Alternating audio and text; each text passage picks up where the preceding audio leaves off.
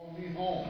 So just as you once outgrew the building before me, you have now outgrown me. This is not a sad occasion, but a time of worship and thanks.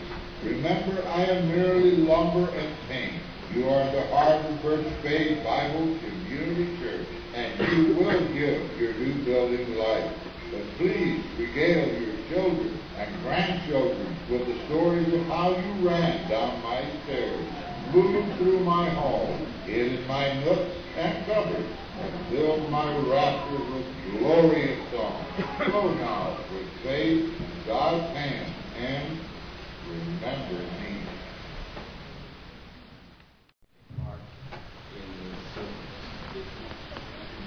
We were here from 1974 to 1981.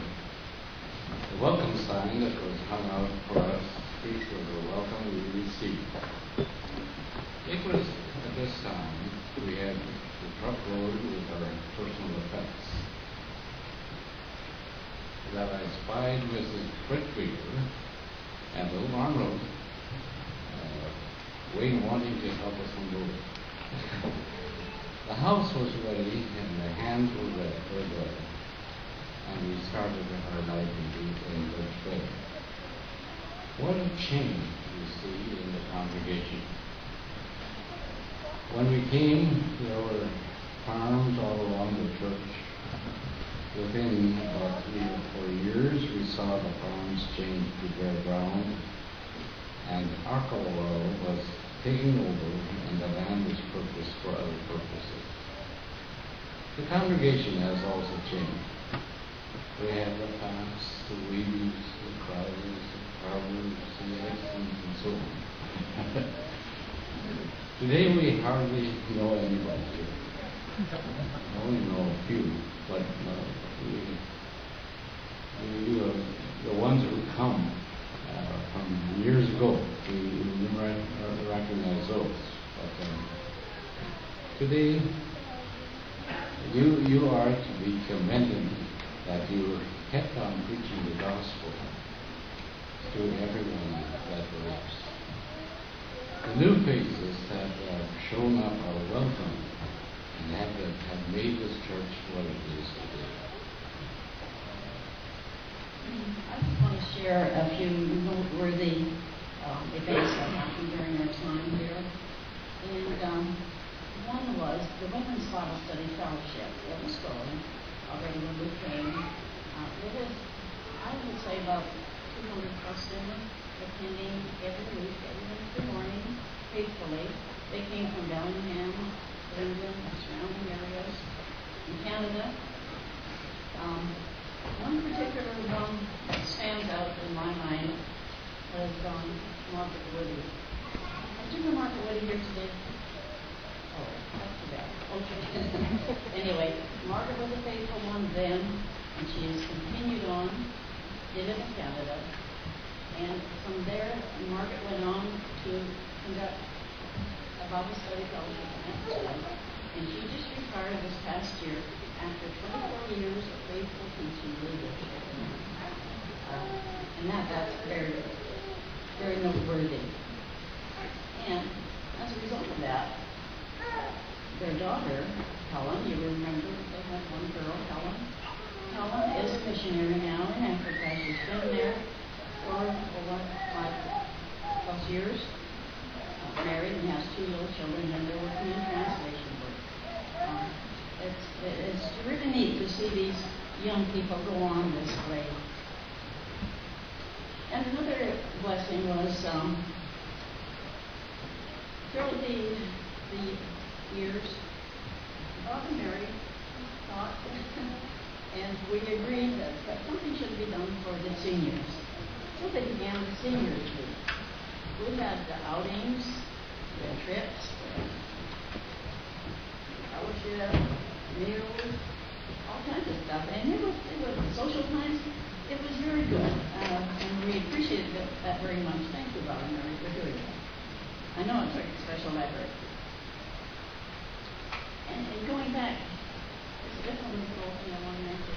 When we, during our early time here, we were new, we didn't know too many people yet. And here these young fellows, they came riding up to the parsonage. There was a parsonage right here at that time. They came riding up on their bikes. And this one young fellow, he had the biggest afro I had ever seen.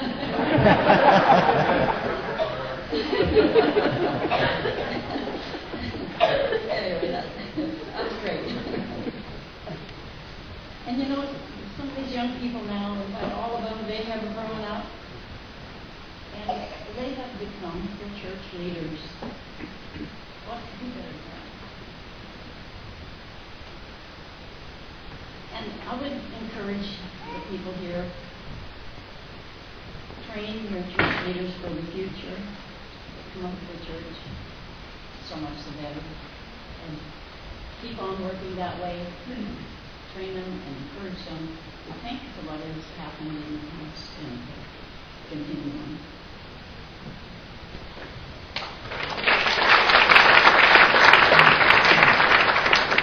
I think the beginning of the Kiwanis program was an important part of the church. Don and Agnes Scripture were a large part of this. They had the boys' brigade until we came. That was using momentum. We introduced the Kiwanis program that gained the approval of the congregation. Lee and Jen really carried on with the leadership after that.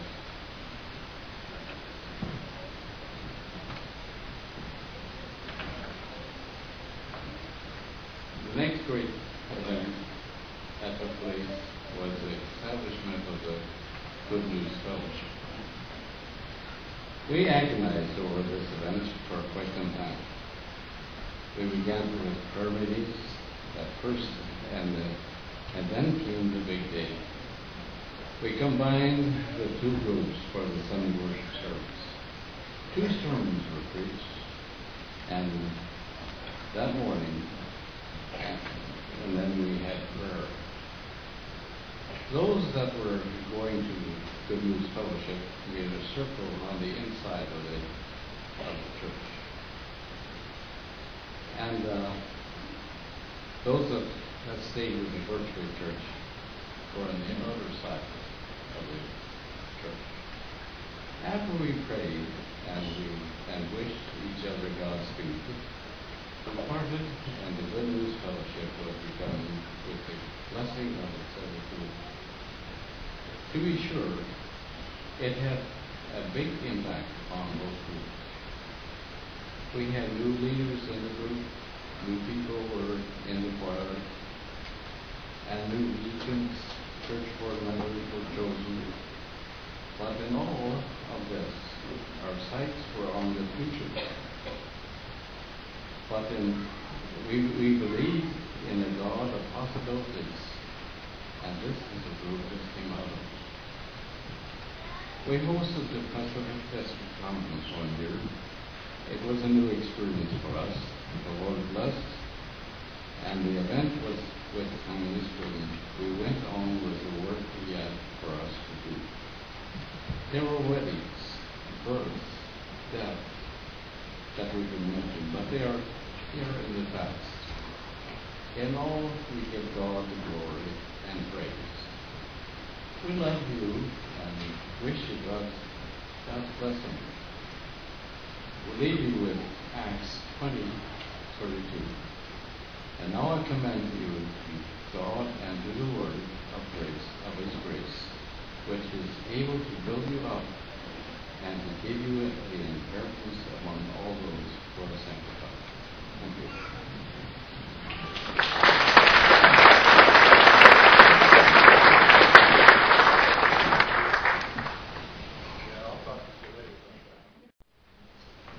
Wow. If these walls could talk, what would they say? They speak to me of love, and I'm a trophy of God's grace. If it wasn't for this beacon, this lighthouse, as He reminded us, Brother Bob, I might not have never been drawn into the fold.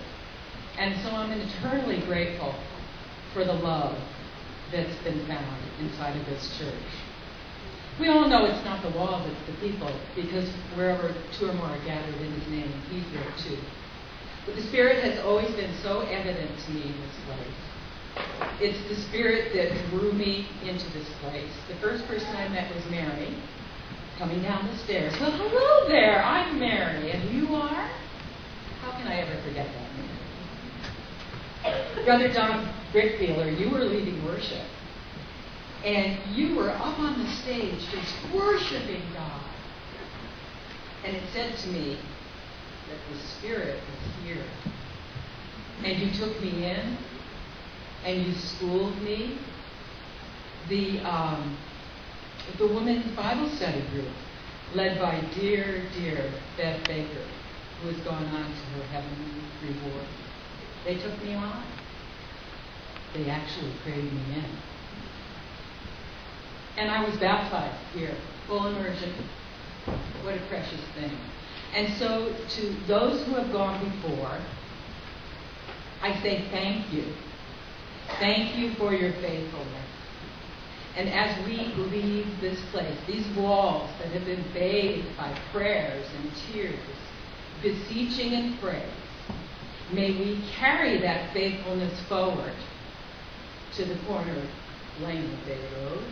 And may the ones that come behind us find us faithful. Thank you. I love you all. I've been coming here with my family since the year 2000. And I had a lot to say, and I realized I'm not going to be able to stand up here and say it without crying. And part of that is because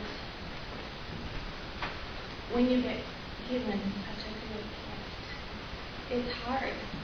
It's hard when it touches your heart to talk about it without hitting that tender, tender place. So I'm just going to say a few things about my first memories, about meeting this church family. And our first two visits happened during the Easter sunrise service. And the first one, I had this little babe in a basket. And one of the first people that I met that I believe prayed our family into this church was Kim Robinson, with her Easter bonnet. And she said, "Hello, my name is Kim." And I shared with her this was our first time here, that we were looking for a church to bring our family to, and she didn't say, "Well, I sure hope that you come to Birch Bible." She said, "I will be praying for you that you find a place where you feel Christ's presence."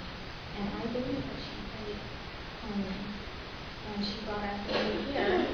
And the next Sunday service was down on the water, and Tim was preaching. And right at the end, I met Miss Mary, and she was packing up the beautiful tulip cross. Remember that?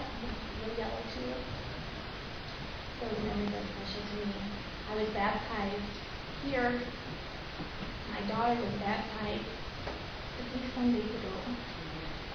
And I will know that when I get to heaven, that I will fall and I will cry, because this body is his body. So, because my words make me cry, I want to share Paul's words that he put in my heart. Paraphrase through. Every time I'm thinking through, I give thanks to my God. I always pray for you, and I make my request with a heart full of joy, because you have been my partner in spreading the good news about Christ in BBS and in Sunday school, and in sharing the messages up here, and walking in the parade, and in Discovery Days, and meeting our community up here. And I'm sure that God, who began the good work within this building and within you, will continue his work at our new place, although it grieves me that I won't follow you there. And it is right that I should feel as I do about all of you, because you have a very special place